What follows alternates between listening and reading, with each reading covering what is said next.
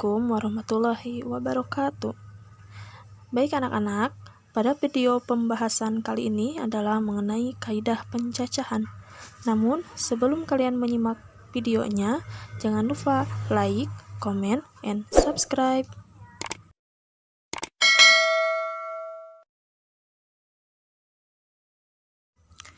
Oke anak-anak, simak videonya baik-baik ya. Yang pertama itu mengenai kaidah pencacahan, di mana definisinya itu adalah suatu cara untuk menghitung semua kemungkinan yang terjadi dalam suatu percobaan. Kaidah pencacahan itu sendiri terdiri dari aturan penjumlahan, aturan perkalian, aturan pengisian tempat, permutasi, dan kombinasi. 1. Aturan penjumlahan. Jika terdapat N peristiwa yang saling lepas, K1 sama dengan banyaknya cara pada peristiwa pertama, K2 itu banyaknya cara pada peristiwa kedua, sampai ke Kn itu adalah banyaknya cara pada peristiwa ke N. Maka, banyaknya cara untuk N peristiwa secara keseluruhan adalah K1 tambah K2 tambah sampai Kn. Contoh, ayah mempunyai 4 mobil, 2 motor, dan 2 sepeda. Jika ayah akan pergi ke kantor, ada berapa cara ayah bisa menggunakan kendaraan yang ayah miliki? Baik, kita jawab. Nah, untuk menjawab soal ini, kita lihat dulu. Di sini ada 3 buah kendaraan, yaitu mobil, motor, dan sepeda. Nah, di sini yang ditanyakan itu adalah berapa cara. Kemudian, ketika ayah pergi ke kantor, logikanya tidak mungkin ayah menggunakan 3 kendaraan tersebut sekaligus. Nah, maka dari itu, ayah harus memilih di antara 3 kendaraan tersebut. Ketika harus memilih salah satunya dan tidak dipakai sekaligus, maka rumus yang digunakannya itu adalah rumus aturan penjumlahan. Begitu.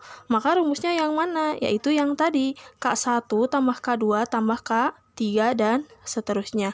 K1-nya di sini 4, K2-nya 2, K3-nya 2. Maka kita jumlahkan 4 tambah 2 tambah 2 sama dengan 8 cara. Berarti yang digunakan ayah itu ada 8 cara. Baik anak-anak, untuk aturan penjumlahan yang tadi gampang kan? Tinggal kalian nanti coba ya soalnya.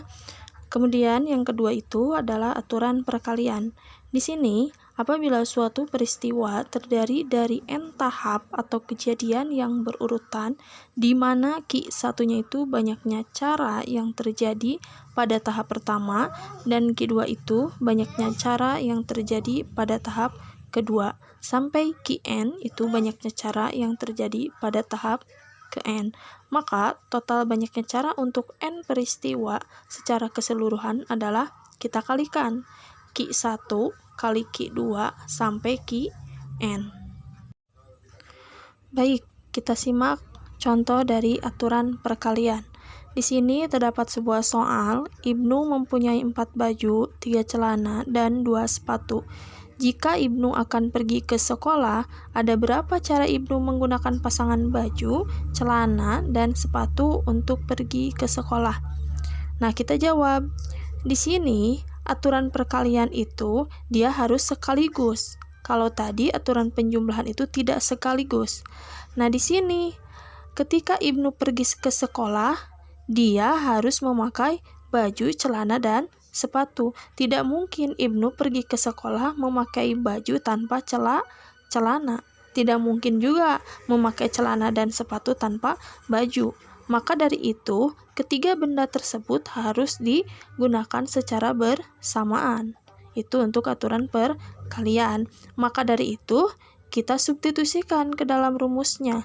Tadi, rumus aturan perkalian itu Q1 kali Q2 kali Qn. Di sini Q1-nya 4, Q2-nya 3, Q3-nya 2. Kita kalikan seluruhnya.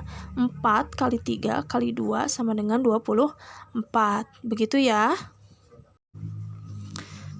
Baik anak-anak, mungkin untuk materi aturan penjumlahan dan aturan perkalian cukup sampai di sini ya. Mudah-mudahan dengan kalian menyimak video pembelajaran ini, kalian bisa mengaplikasikan dan mengerjakan soal-soalnya.